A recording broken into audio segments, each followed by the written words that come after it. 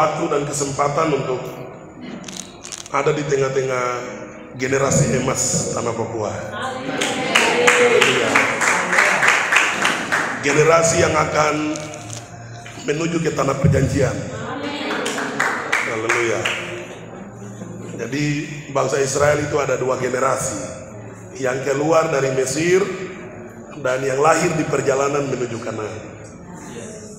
Dan kita adalah generasi yang lahir dalam perjuangan dan perjalanan iman tanah Papua dan menuju kepada tanah Kanaan, tanah penuh janji.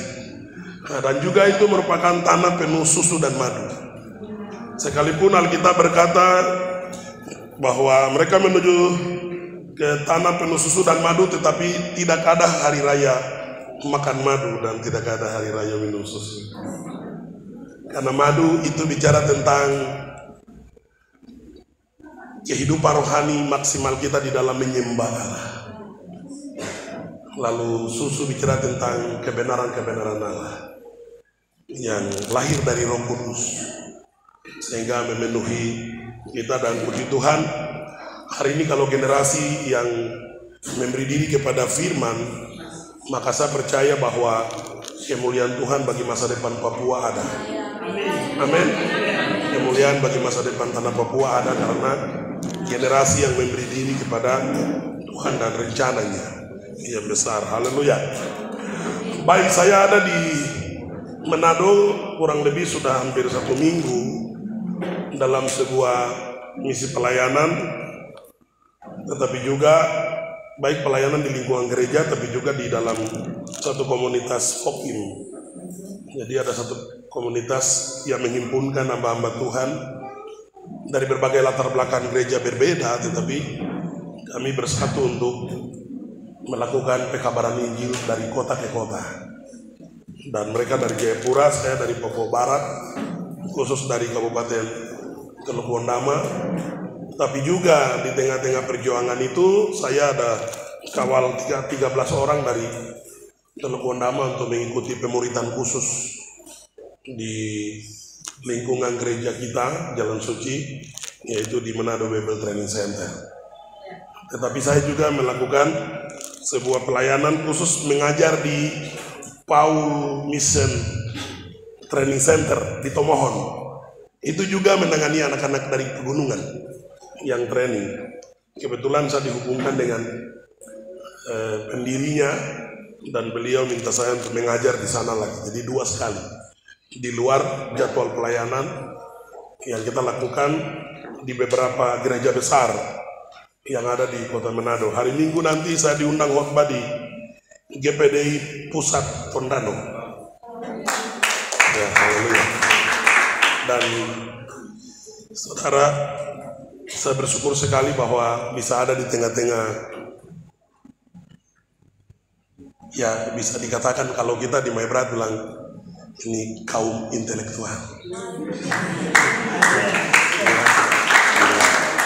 Intelektual Papua. Entah yang aktif sekuliah baik-baik, tapi tetap dalam komunitas intelektual. Ya, yang Tuhan berkati, puji Tuhan. Baik, kita ke firman Tuhan mulai di dalam Matius 7 ayat 24 sampai 27. Nanti kita harus sekali KKR lagi ya. Harus 1 kali KKR lagi. Maksudnya dirancang kasih bagus. Terus musik lagi kita cari yang bagus, yang lebih ini sound yang bagus, cari gedung yang lebih besar lagi. Supaya kalau kita mau banting kaki semua. Semua yang hadir di panitia semua untuk kita lakukan, dan bisa lakukan undangan ke kampus-kampus yang ada di Manado Raya ini. Baik, Matius 7 ayat 24 sampai 27. Perikop pembacaan Alkitab, 2 macam dasar. 2 macam dasar. Setiap orang yang mendengar perkataanku ini dan melakukannya, ia sama dengan orang yang bijaksana yang mendirikan rumahnya di atas batu. Kemudian turunlah hujan dan datanglah banjir, lalu angin melanda rumah itu, tetapi rumah itu tidak roboh, sebab ia didirikan di atas batu.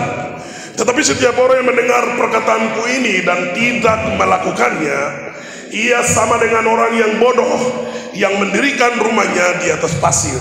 Kemudian turunlah hujan dan datanglah banjir, lalu angin melanda rumah itu sehingga robohlah rumah itu dan hebatlah kerusakannya.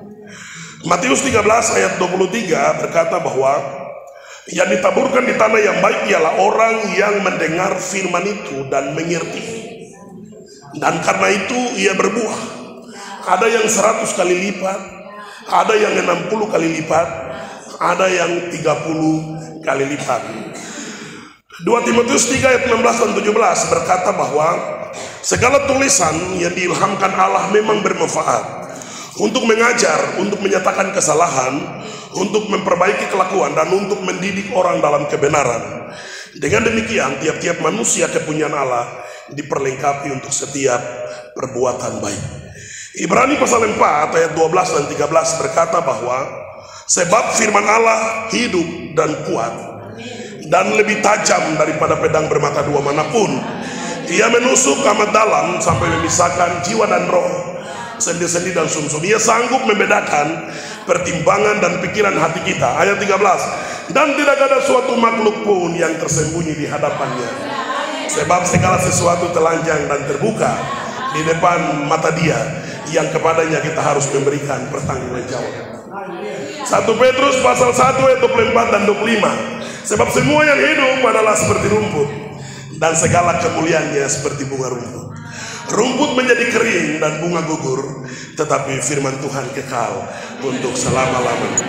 Yohanes pasal 1 ayat 1. Pada mulanya adalah firman. Firman itu bersama-sama dengan Allah, dan firman itu adalah Allah. Yohanes pasal 1 ayat 14. Firman itu telah menjadi manusia dan diam di antara kita, dan kita telah melihat kemuliaan-Nya, yaitu kemuliaan yang diberikan kepadanya sebagai anak tunggal Bapa, penuh kasih karunia dan kebenaran. Yohanes 3 ayat 34. Sebab siapa yang diutus Allah, Dialah yang menyampaikan firman Allah, karena Allah mengaruniakan rohnya dengan tidak terbatas. Roma 9 ayat 1. Aku mengatakan kebenaran dalam Kristus, aku tidak berdusta. Suara hatiku turut bersaksi dalam Roh Kudus. 1 Korintus 2 ayat 4 dan 5. Baik perkataanku maupun pemberitaanku tidak kusampaikan dengan kata-kata hikmat yang meyakinkan, tetapi dengan keyakinan akan kekuatan roh, supaya iman kamu jangan bergantung pada hikmat manusia, tetapi pada kekuatan Allah. Yohanes 6 ayat 63. Rohlah yang memberi hidup, daging sama sekali tidak berguna. Perkataan-perkataan yang kukatakan kepadamu adalah roh dan hidup. 1 Yohanes 1 ayat 1. Apa yang telah ada sejak semula, yang telah kami dengar, yang telah kami lihat dengan mata kami, yang telah kami saksikan, dan yang telah kami raba dengan tangan kami tentang firman hidup, itulah yang kami tuliskan kepada kamu. 2 Korintus 3 ayat 3. Karena ternyata bahwa kamu adalah surat Kristus yang ditulis oleh pelayanan kami, ditulis bukan dengan tinta, tetapi dengan roh dari Allah yang hidup, bukan pada loh-loh batu, melainkan pada loh-loh daging, yaitu di dalam hati manusia. Beri kemuliaan bagi Tuhan Yesus. Ya, itu adalah harga diri firman. Firman punya harga diri.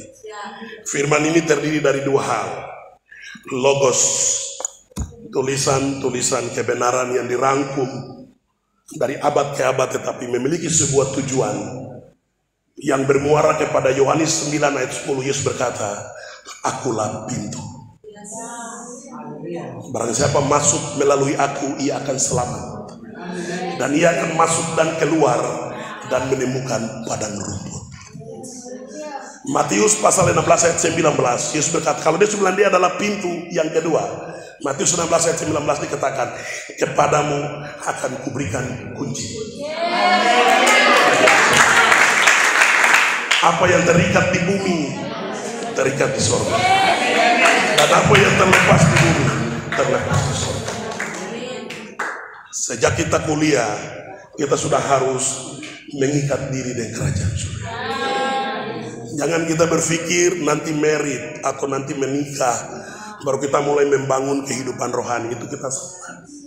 Dari kita kuliah, kita sudah membangun hubungan baik dengan Tuhan. Kita sudah harus sepakat dengan Tuhan.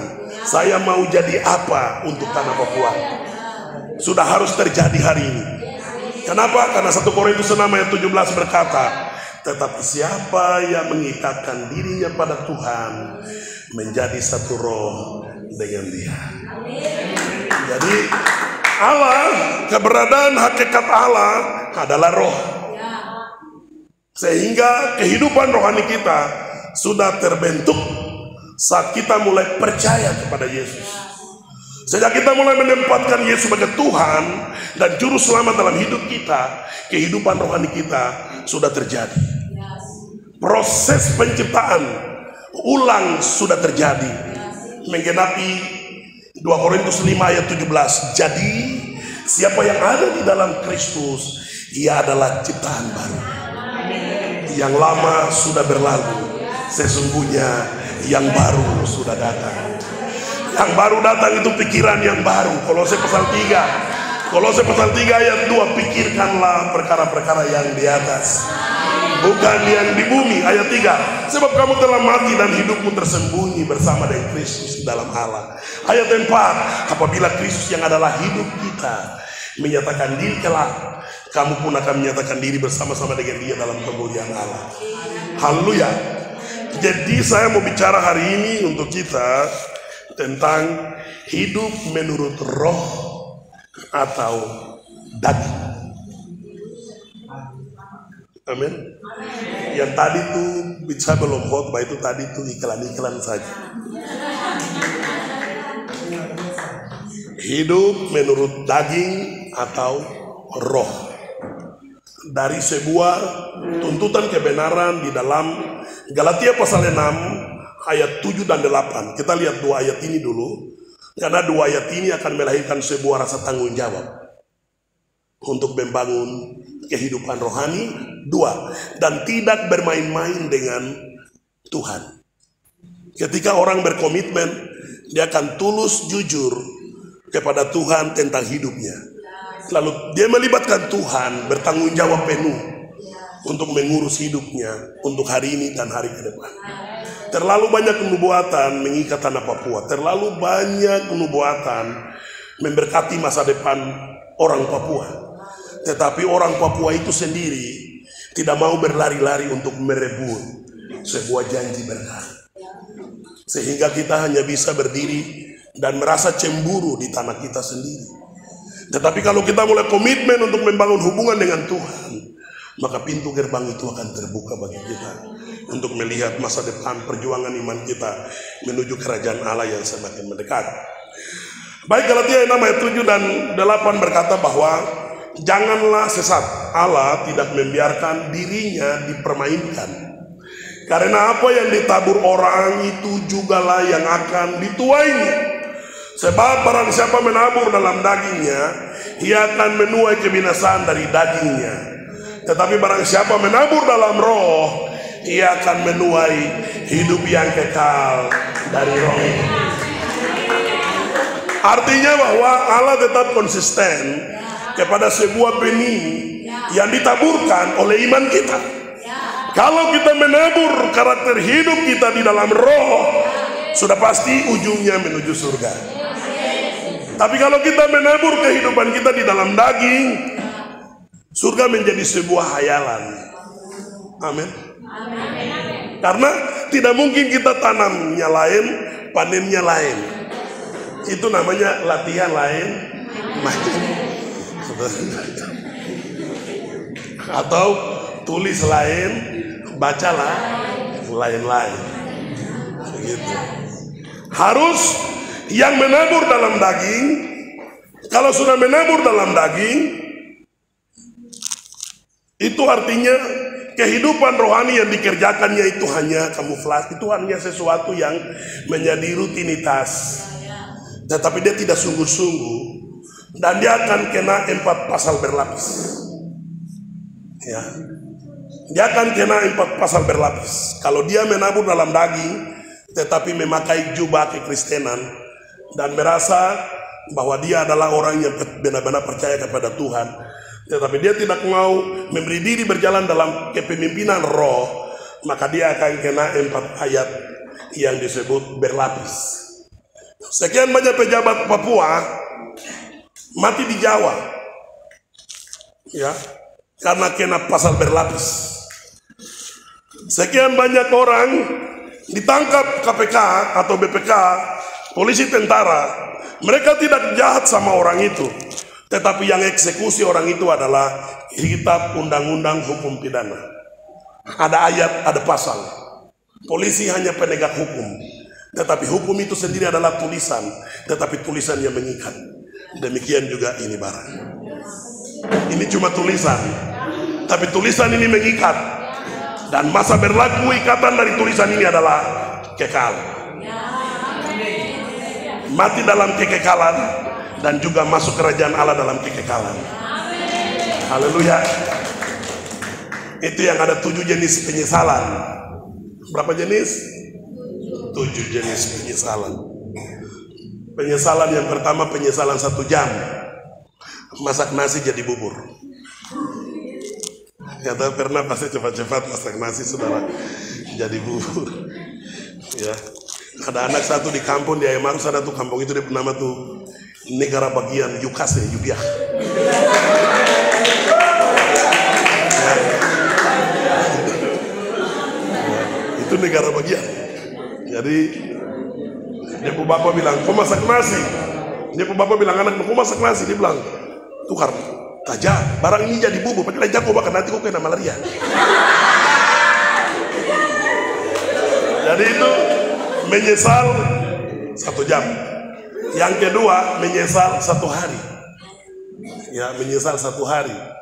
Menyesal 1 hari itu orang ujian atau orang ada semester, kita tidak ikut karena kita malam batawana sampai pagi tidak pergi. Ya, kejar dosen. Harus kejar dengan muka permohonan lagi. Seperti nenek satu dia sakit sampai dia mau bilang, dia anak bilang, dia mau bilang, dia cucu kok lihat nenek pemuka nih, dia mau bilang pucat kan, tapi dia bilang cucu kok lihat nenek pemuka munafik kan.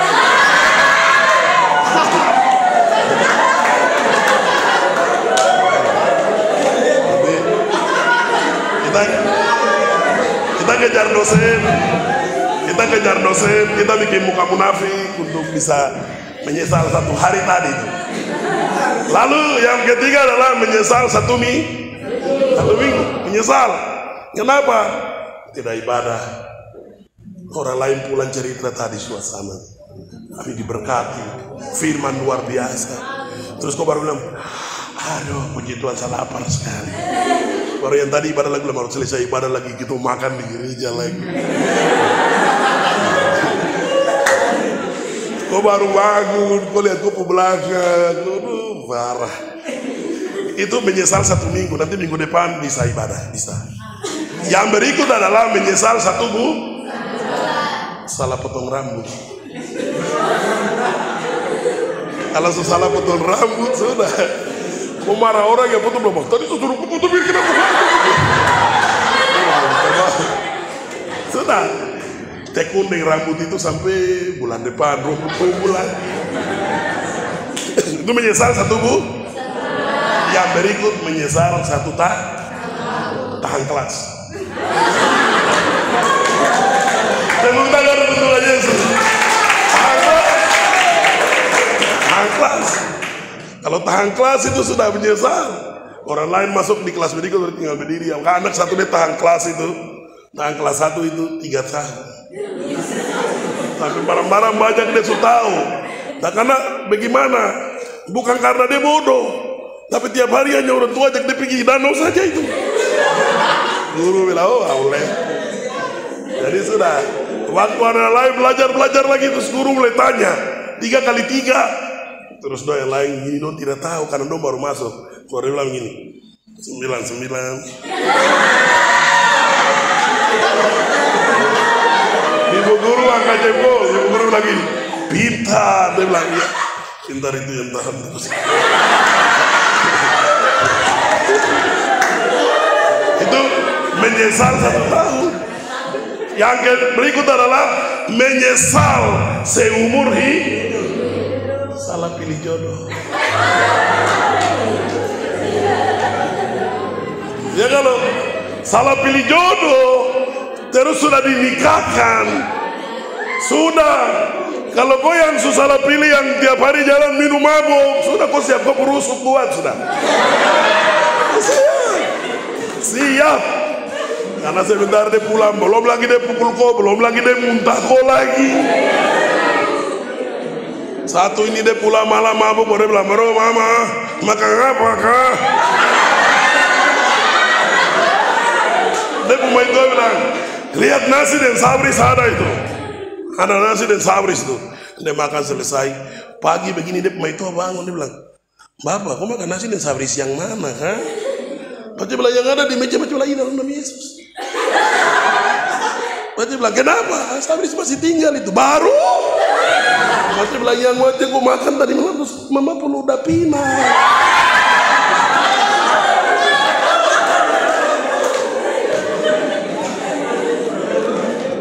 Mabuk jadi dianggap, ya.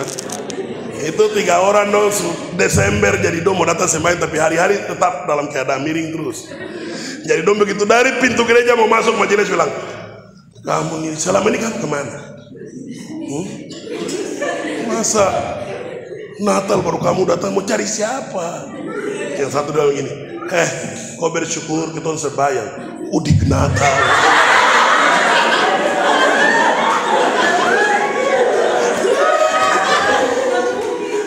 Itu menyesal seumur hidup, salah pilih jodoh. Kenapa salah pilih jodoh itu menyesal seumur hidup? Karena sekali saja, sekali pilih itu. Kecuali yang mau melawan hukum, kebal hukum. Tapi ada risiko juga. Sekali begitu. Jadi kalau mahasiswa ini pilih yang benar, sepakat yang benar, diuji juga dulu kesetiaannya, gitu. Amin. Terus didoakan juga jodohnya. Terus lihat lagi penglihatan, benarkah tidak? Begitu. Apalagi di musim WA dan apa itu Messenger. Oh, dulu kami pemusim itu, saya ini adalah taruna mahasiswa Akademi Maritim Indonesia Bitung. Saya ini dulu tahun 96. Jadi saya ini taruna. Teman saya satu ini, dia tidak tahu tulis surat cinta ini. Ya dia perempuan kalau kirim surat dia datang dia bilang, kawan, kau belum baca baru aku balas. Itu nanti saya bilang, kau cari supermi telur, kau makan porong kodok baru saya tulis. Nanti dia bikin supermi sama makan selesai. Saya baca selesai, saya bilang, kau beli surat yang cium baru bau-bau harum. Beli. Perangko. Dulu tuh perangko kilat khusus. Saya balas. Pergi, perempuan balas datang lagi, saya balas lagi. Jadi saya yang balas sampai terakhir dan nikah sudah nikah. Itu kepala dinas perikanan Nabire, Kawarabai itu anak laki-laki. Pas saya datang ke Nabire, saya bilang ke perempuan, saya bilang mana surat-surat cinta. Terus dia bilang, kenapa kak? Coba cocokkan tulisan deh, kok papa itu apa tulisan?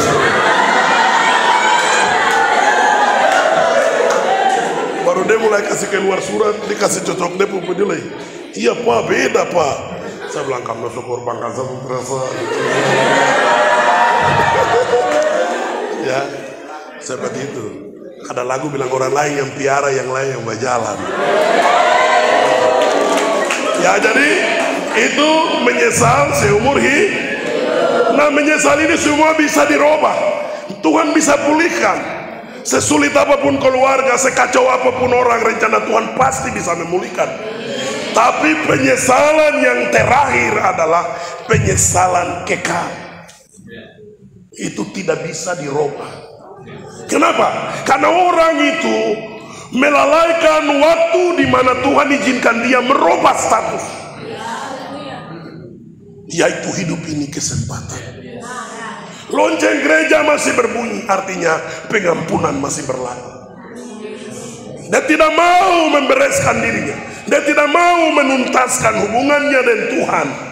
Maka ketika hari itu tiba, penyesalan itu, perhatikan, orang kaya dengan Lazarus. Orang kaya itu, dia tidak bisa rubah statusnya. Lalu dia bilang kepada Abraham, tolong pesan, suruh malaikat datang bilang, saya punya keluarga 3 ada lebih rusak dari saya, tolong dorang. Baru orang kaya ini berteriak, Lazarus. Kalau kita orang Papua bukan Lazarus,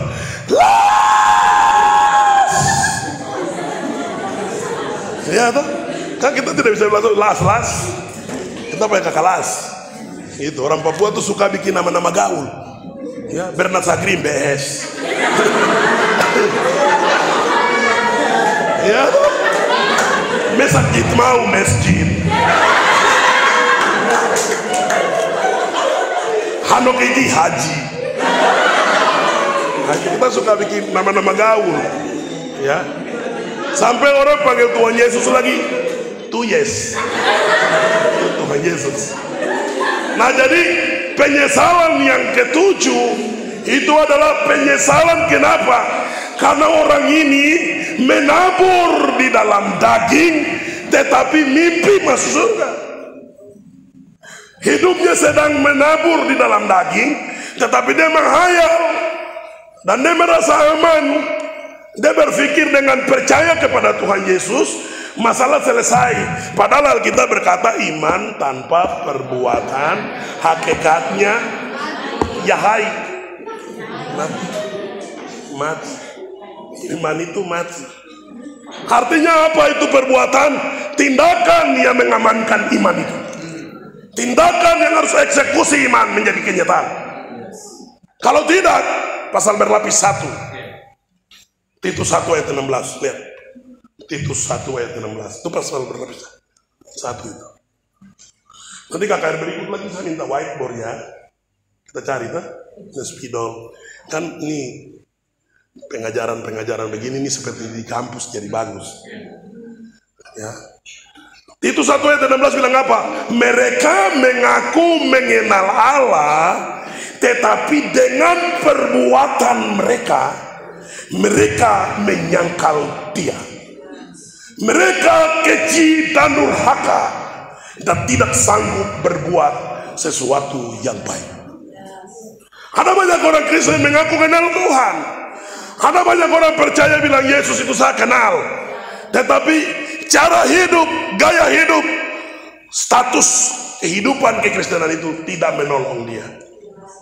Karena dia cenderung membelakangi Tuhan dan tidak mau mengerjakan tuntutan kebenaran. 2.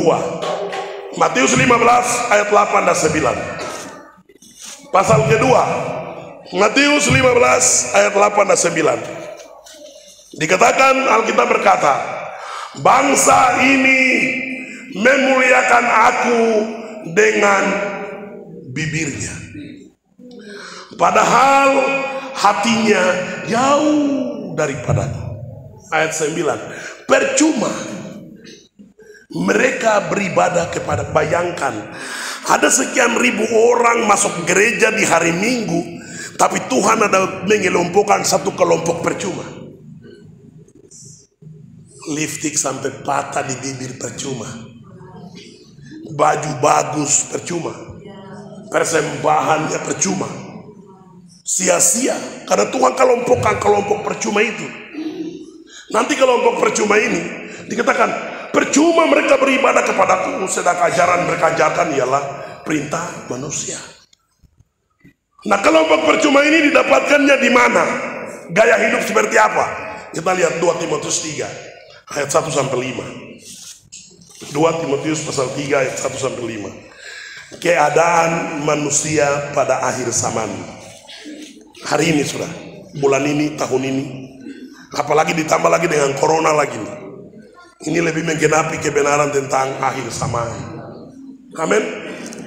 2 Timotius 3 ayat 1 sampai 5. Keadaan manusia pada akhir zaman. Perhatikan. Ketahuilah, Paulus tulis, ketahuilah bahwa pada hari-hari terakhir akan datang masa yang sukar tergenapi. Paulus tulis waktu itu, dia tidak berpikir bahwa bentuknya seperti apa, tapi imannya berkata akan datang masa sukar. Benar.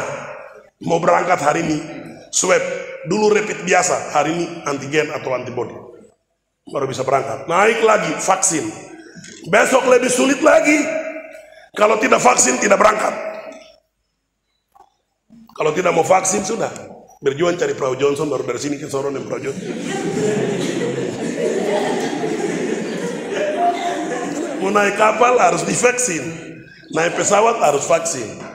Kenapa? Karena itu tuntutan daripada 2 Timotius pasal 3 ayat 1 sampai 5. Ketahuilah bahwa pada hari-hari terakhir akan datang masa yang sukar. Manusia akan mencintai dirinya sendiri dan menjadi hamba uang. Mereka akan membual dan menyombongkan diri. Mereka akan menjadi pemfitnah. Mereka akan berontak terhadap orang tua dan tidak tahu berterima kasih. Tidak mempedulikan agama, tidak tahu mengasihi, tidak mau berdamai, suka menjelekkan orang, tidak dapat mengekang diri, garang, tidak suka yang baik, suka mengkhianat, tidak berpikir panjang, berlagak tahu, lebih menuruti hawa nafsu daripada menuruti Allah. Perhatikan ayat 5, dia bilang apa? Secara lahiriah mereka menjalankan ibadah mereka. Artinya kelompok hancur ini punya gereja. Kelompok rusak berat ini punya persekutuan. Mereka punya hari-hari ibadah. Mereka orang yang taat mengerjakan sebuah ibadah. Karena dikatakan secara lahiriah mereka menjalankan ibadah mereka. Tetapi pada hakikatnya mereka memungkiri kekuatannya. Bahkan Paulus saran kepada Timotius, dia bilang ini, jauhilah mereka itu. Amin. Lebih parah lagi pasal yang keempat, Roma 10 ayat 3. Perhatikan. Ya, ini saya harus jujur memperkatakan firman untuk saudara. Karena kalau saya tidak jujur berarti Tuhan juga tuntut saya bahwa hamba waktu itu sudah sampai bahwa kenapa tidak bicara firman. Baik. Roma 10 ayat 3 dikatakan bahwa sebab oleh karena mereka tidak mengenal kebenaran Allah dan oleh karena mereka berusaha mendirikan kebenaran mereka sendiri, maka mereka tidak takluk kepada kebenaran Allah. Ada banyak orang menggeserkan kebenaran Allah. Makanya saya bilang bikin seminar lah, kalau tidak KKR seminar lah sehari untuk saya ini kupas tuntas kebenaran tentang perbuatan daging dan pekerjaan Roh Kudus, supaya Anda punya modal. Satu hari itu saja Anda punya modal, ya, dilengkapi untuk bisa memiliki sebuah hubungan roh yang baik dengan Tuhan, tapi juga menjadi ruang kesaksian untuk saudara bisa memberkati orang lain dengan modal itu lagi. Ya, puji Tuhan. Jadi saudara tahu virus corona itu kita tidak lihat bentuk wajahnya seperti apa. Orang tidak tahu itu. Orang hanya bikin dia bentuk seperti kendonong biji kah. Tapi belum pernah satu orang pegang dia di tangan. Tapi kalau kita pegang di sini, kita lepas orang pegang kena kendonong biji itu lagi. Atau dia kena apa? Atau dia bersin? Atau dia apa? Tidak nampak. Nah, pengaruh corona itu hampir sama dengan pekerjaan Roh Kudus. Kalau kita penuh roh, kita bicara orang diberkati. Ya, amin. Lihat itu Elizabeth datang kunjungi, Maria kunjungi Elizabeth di Lukas pasal 1 ayat 41. Dikatakan, dan ketika salam Maria sampai, melonjaklah bayi yang ada di dalam rahim Elizabeth, dan Elizabeth penuh Roh Kudus. Asyik. Jadi kalau kamu penuh Roh Kudus, kamu bilang shalom, shalom, itu orang yang dengar kopu shalom itu dia diberkati. Amin. Dia rasa bahwa ada pemulihan. Atau yang sakit dengar kopu shalom, dia sehat langsung. Haleluya, beri kemuliaan bagi Tuhan Yesus. Ya, puji Tuhan. Maka ini awal penyumpahan kita, tapi saya rindu kita bikin seminar lagi satu kali, yang lebih undang lagi lebih banyak teman-teman kita yang ada di kota ini. Ya, kita menggunakan wadah yang lebih besar lagi. Kita semua ini panitia semua. Ya, jadi kemarin saya kerjakan KKR di beberapa tempat, saya lihat ini lagi kegerakan roh hari ini. Musim Tuhan lagi bekerja. Kidung Agung 2 ayat 14 dikatakan bahwa merpatiku di celah-celah batu, di persembunyian lereng-lereng gunung. perlihatkanlah wajahmu dan perdengarkanlah suaramu, sebab elok wajahmu dan merdu suaramu. Amin. Ini bicara tentang apa, saudara? Sebuah tawanan roh yang harus dibebaskan untuk kerajaan Allah. Harus dibebaskan. Anda dari gereja manapun tidak penting hari ini. Bagaimana Anda keluar menjadi orang percaya yang dimerdekakan oleh Roh Kudus, lalu menjadi pengaruh untuk mempengaruhi orang lain supaya mereka datang kepada kerajaan Allah. Amin. Tetapi kita juga akan menggenapi Sakaria 8 ayat 7 berkata bahwa sebab itu beginilah firman Tuhan, sesungguhnya aku akan menyelamatkan umatku dari tempat terbitnya matahari sampai kepada tempat terbenamnya. Jadi benar-benar Roh Kudus punya alamat kerja adalah memulainya kegerakan gelombang baru dari timur tempat terbit matahari. Karena timur adalah alamat terakhir dari perjalanan Roh Kudus berhenti. Jadi kalau Tanjung atau pulau itu ombak berhenti, waktu ombak itu datang sendirian, tapi waktu dia kembali dia ajak kayu-kayu di tepian pantai itu. Amin. Nantinya Roh Kudus datang melawat ujung bumi. Ada ayatnya. Saudara, kalau kita mau jujur, murid Tuhan Yesus semua itu OPM semua. Mereka semua pikir bagaimana Israel itu harus merdeka jasmani. Mereka ikut Yesus, tapi otak mereka itu syarat dengan perjuangan politik. Ini murid. Ada yang hasut mamanya, tanya Yesus, kalau kerajaan pulih, kira-kira saya jadi apa? Ya, satu kali Petrus beranikan diri bilang, Tuhan kita ikut kau ini nanti jadi bagaimana? Ya, kalau saya seperti Yesus, saya bilang ini transkola baru kau mau jadi apa? Ya toh? Kau pemodal apa? Kau kira orang dulu di parlemen itu jalan mangail-mangail kayak kau? Harus sekolah. Ya, saudara, dari hal ini maka Paulus dan Petrus itu dipisahkan oleh Roh Kudus itu 14 tahun. Tidak boleh jumpa. Tidak boleh. Karena dua-dua punya energi roh yang luar biasa, tetapi latar belakang statusnya berbeda.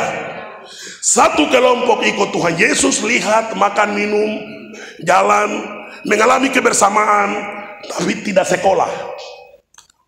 Lalu Paulus tidak punya pengalaman itu, tapi sekolah dan mengerti soal-soal pokok Taurat. Untuk ketemu dua komunitas ini tidak bisa. Harus pisah 14 tahun sampai dewasa di lapangan baru jumpa. Sehingga waktu mereka jumpa, Paulus berkata bahwa dalam persidangan ilahi pertama kali di Yerusalem memutuskan Petrus, Yakobus, Yohanes soko guru di Bait Allah. Saudara, itu sudah tingkat prof. Tidak sekolah tapi langsung diakui soko guru. Baru mereka mengizinkan dan mengakui Paulus sebagai rasul yang diutus untuk melayani kelompok yang belum bersurat. Jadi murid-murid Tuhan Yesus tadi, mereka ikut Yesus, tapi mereka punya karakter ini, intelijensi mereka ini tidak menangkap sebuah kehidupan kekal. Mereka hanya bicara seputar bagaimana ini Israel mengalami kemerdekaan jasmani. Mereka pikir sosok Yesus adalah pengganti Daud. Ya, karena nubuat-nubuat itu merujuk kepada sebuah pengharapan, baik itu tunas Daud, baik itu bintang timur yang hilang gemilang, itu ada sebuah harapan. Lalu sudah terkontaminasi oleh sebuah kenyataan tentang bangsa Israel bahwa sang pemimpin yang akan lahir atau hadir, dia akan mewarisi cara perjuangan yang sama. Sementara Yesus datang bukan untuk kelompok kecil ini. Yesus harus datang untuk mengembalikan manusia kepada jati diri penciptaan Allah. Amin. Sehingga Yohanes yang pernah baptis Yesus pun waktu masuk di penjara, dia tunggu minggu pertama, bulan pertama, lalu tidak ada kunjungan dari Yesus untuk bebaskan dia. Lalu dia suruh dia pemurid bilang, kamu ke sana tanya dia, bilang dia sudah kah atau kita tunggu orang lain lagi? Saya sudah tunggu lama ini. Lalu mereka pergi tanya, Guru, Yohanes suruh kami tanya engkau sudah tahu? Terus Yesus bilang begini, pergi bicara sama Yohanesmu itu. Bilang, buta melihat, lumpuh berjalan, tuli mendengar, orang miskin ini disampaikan kabar baik. Lalu mereka pergi, sampaikan itu. Begitu mereka keluar jalan, Yesus bicara ke murid-muridnya.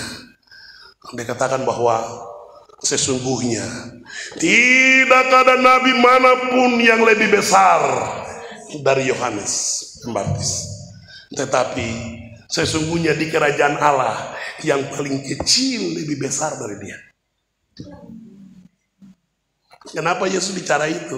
Artinya begini, nabi banyak ada nubuat tentang Yesus, tapi tidak ada yang pegang Yesus pakai kepala suruh baptis. Hanya Yohanes. Jadi Yesus akui dia besar, tapi karena tidak percaya dia kecil. Yang besar di surga adalah kita yang duduk percaya kepada Tuhan. Tepuk tangan bagi Tuhan Yesus. Haleluya. Jadi murid-murid Yesus tadi mereka menyimpan sebuah pertanyaan. Coba kita lihat Kisah Rasul 1 ayat 6 sampai 8. Ya. Nanti tentang perbuatan daging dan roh itu saya simpan materi itu untuk seminar ya.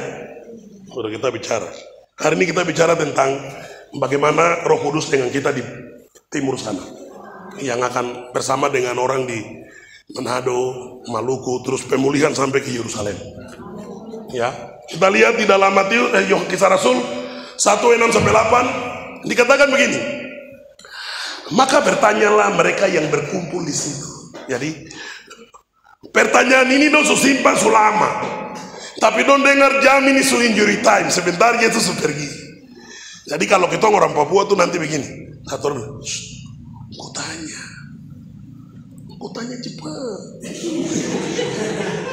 Nanti lu, sabar dulu. Nah, nanti begitu. Kita kalau Papua, aku tanya cepat, suruh sebentar, Yesus pergi. Aku tanya cepat. Itu kalau ada ya nanti kalau balik dia kalau bicara. Ya. Jadi maka bertanyalah mereka yang berkumpul di situ. Tuhan, maukah engkau pada masa ini memulihkan kerajaan bagi Israel? Lihat, mereka tidak pikir surga, tidak. Doanya pikir bagaimana Israel mengalami sebuah pemulihan jasmani. Maukah engkau pada masa ini memulihkan kerajaan bagi Israel? Jawabnya, Yesus jawab, engkau tidak perlu mengetahui masa dan waktu yang ditetapkan Bapa sendiri menurut kuasanya. Ayat 8, tetapi kamu akan menerima kuasa kalau Roh Kudus turun ke atas kamu, dan kamu akan menjadi saksiku di Yerusalem dan di seluruh Yudea dan Samaria dan sampai tanah Papua. Amin. Itu 3 wilayah di Yerusalem atau di Israel. 1 wilayah ujung bumi, target pekerjaan roh. Dan apa yang Yesus bicara itu yang tergenapi. Kenapa? 1855 Injil masuk di tanah Papua 5 Februari. Hampir 100 tahun kemudian 1945 Indonesia merdeka. Perhatikan, itu Injil sudah sampai dulu 100 tahun kemudian. Hampir Injil sudah sampai 1855 oleh Otto dan Geisler. Nah, Alkitab pertama tiba di tanah Papua. Saya ada punya foto tapi HP saya tidak. Alkitab pertama tiba di Papua tahun 1884. Itu Alkitab tua pertama, ada di Pulau Yende, ada di distrik Ron, Kampung Yende, di Jemaat GKI Isnayeli. Dan saya baru dari kampung itu. Alkitab itu disimpan rapi, tapi karena malam itu saya datang, mereka kasih keluar Alkitab itu. Dan di situ pasalnya masih pakai bab 1, bab 2, bab 3. Dan saya lihat alamat kehadiran Alkitab itu di tanah Papua tahun 1884. Haleluya. Perhatikan, hampir 100 tahun kemudian 1945 Indonesia merdeka. 3 tahun kemudian lagi, 1948, baru Israel merdeka. Yesus yang bicara lebih unggul dari mereka. Roh Kudus kerja sampai negeri gelap. Roh Kudus sampai negeri yang di dalam Matius 4 ayat 16 bilang, bangsa yang diam dalam kegelapan telah melihat terang yang besar. Dan bagi mereka yang diam di negeri yang dinaungi maut telah terbit terang. Ayat 17, sejak waktu itulah Yesus memberitakan, bertobatlah segera sebab kerajaan surga sudah dekat. Firman Tuhan sampai di ujung bumi, baru Israel dilepaskan. Jadi apa yang Yesus bicara yang unggul, bahwa Roh Kuduslah yang harus menuntaskan sebuah program ilahi dalam diri kita. Amin. Roh Kuduslah yang mengerjakan sebuah tuntutan kerajaan Allah di dalam diri kita, supaya kita yang intelektual ini harus menghubungkan cara berpikir kita dengan kerajaan Allah. Bagaimana saya berdiri dengan segala kekuatan sumber daya manusia ilahi yang ada untuk menyukseskan program masa depan kerajaan Allah ditegakkan di tanah Papua, supaya kita berkata di dalam doa Bapa kami, di bumi Papua seperti di surga. Beri kemuliaan bagi Tuhan Yesus. Dan apa yang mewujudkan bumi seperti di surga? Ya, haleluya. Ada satu hal yang Tuhan Allah tidak bisa lakukan. Semua bisa, tapi satu barang, hanya satu.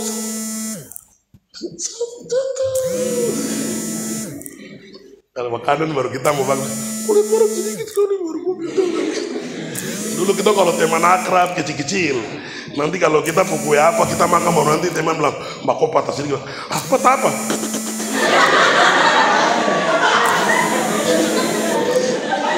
Tapi kalau dia itu sahabat baik, dia bilang sudah biar kau seludah kasih makan saja. Itu sahabat kali, ya. Kecil-kecil dulu. Ya puji Tuhan, beri kemuliaan bagi Tuhan Yesus. Jadi saya melihat bahwa benar-benar ini sudah agenda Tuhan kita kerjakan.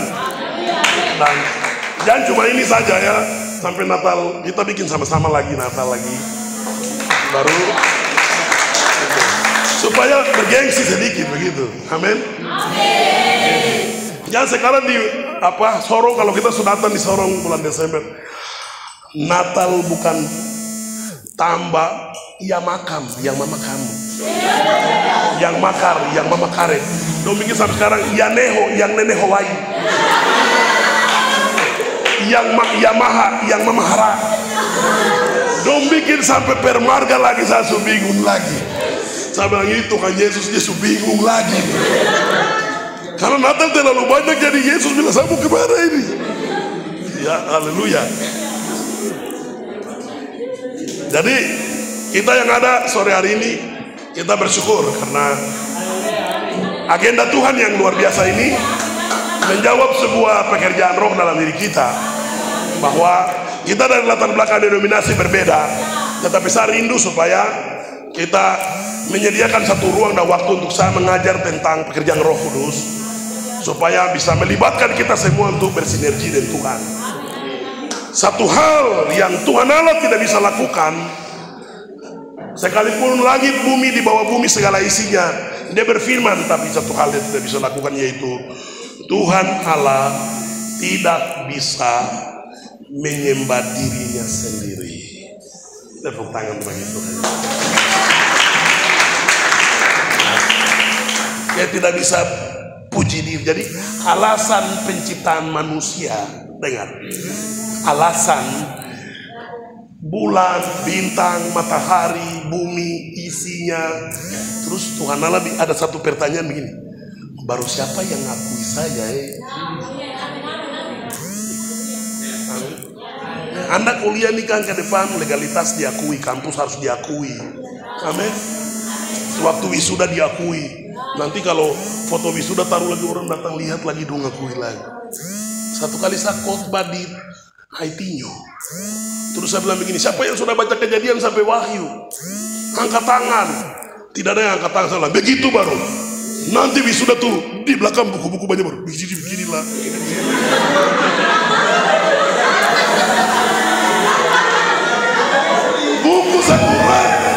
Buku satu rak di belakang. Padahal di buku-buku itu tidak ada Alkitab. Baru nanti gaya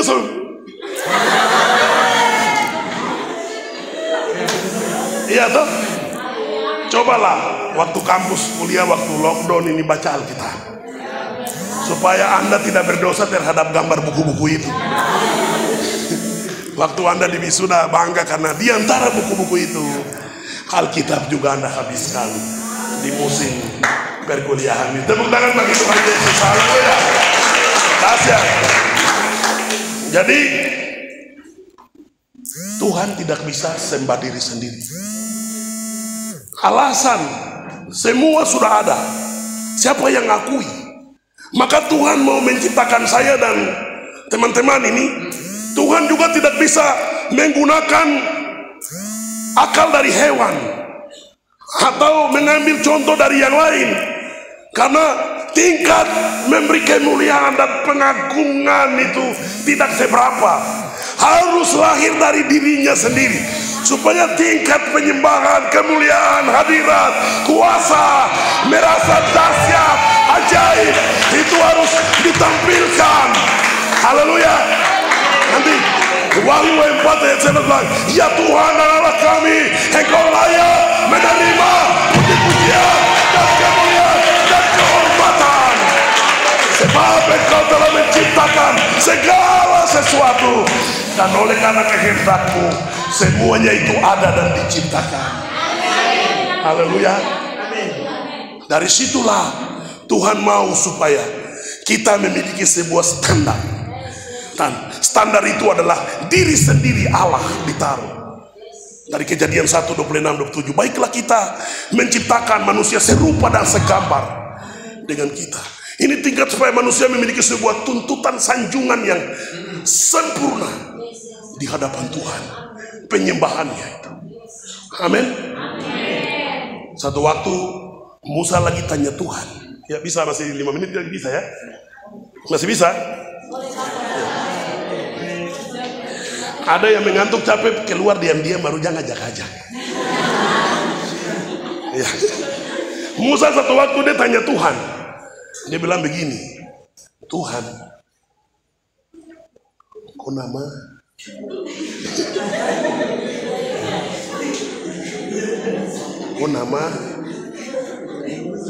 Nasomba ya?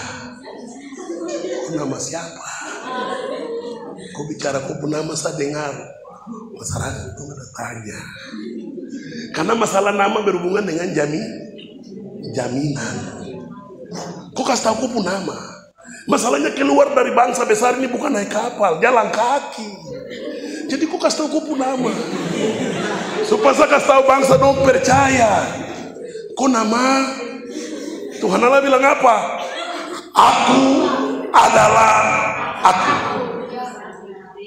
Ya dengar. Aku adalah aku. Perhatikan. Kalau dia jangan lama dibilang aku ada yang aku ada. Aku adalah aku. Ji. Aku adalah aku. Perhatikan. Kalau hari itu Tuhan Allah kasih tahu satu nama, contoh dia bilang Permenas,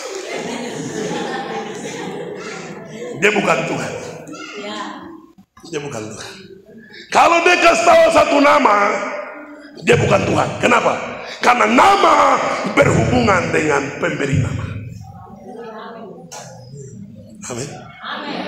Kita semua ada nama. Ada yang beri.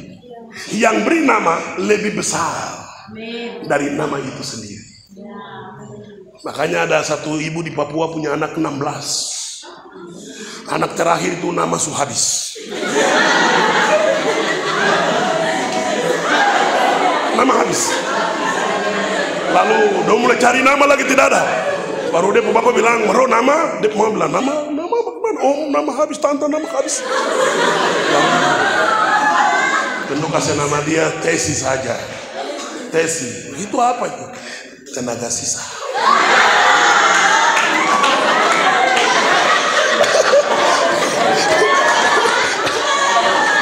Ya, nama Tesi, tenaga sisa. Ya. Jadi Allah mengakui dirinya dengan aku adalah aku. Ini artinya sebuah alamat rahasia yang didiamkan berabad-abad tahun lamanya. Dan ketika Yesus datang baru klarifikasi. Nama Tuhan di Wahyu 1 ayat 7 Yesus berkata, aku adalah Alfa dan Omega. Firman Tuhan Allah yang ada dan yang sudah ada dan yang akan datang, yang maha kuasa. Baru Ibrani 13 ayat 8 dikatakan, Tuhan tidak berubah kemarin, hari ini, selamanya. Asyik puji Tuhan. Jadi saya percaya itu hal-hal yang berhubungan dengan kehadiran Tuhan malam ini berkati kita. Dan tinggal sepakat ya, tinggal nanti mereka bisa sepakat lagi supaya kita lakukan sebuah seminar. Supaya kalau seminar lebih baik karena kita ada belajar materi-materi firman yang baik tentang pekerjaan Roh Kudus. Dan saya bersyukur sore ini bisa bicara di tengah-tengah intelektual yang ada. Saya percaya bahwa kalian masih duduk tetapi aura-aura kepemimpinan di Papua sudah terlihat. Ya, senyum-senyum pejabat itu sudah terlihat. Dan memang hari ini kita harus membentuk calon pemimpin masa depan Papua itu di kampus-kampus. Supaya kemudian kelak Anda ada di sana, Anda mengerti kepemimpinan teokrasi yang melibatkan Tuhan dalamnya seperti apa. Dan saya percaya ini kali pertama kita jumpa tetapi tidak asing karena air mata negeri.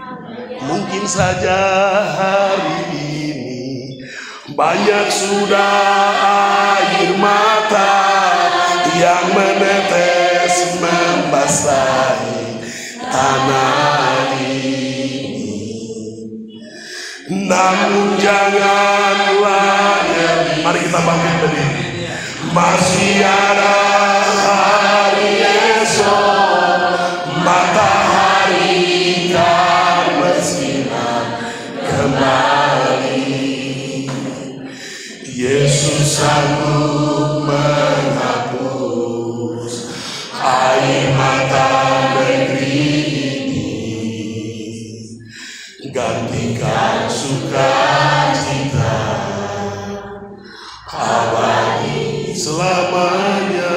Mungkin saja hari ini, mungkin saja hari ini banyak sudah air mata yang menetes membasahi tanah ini.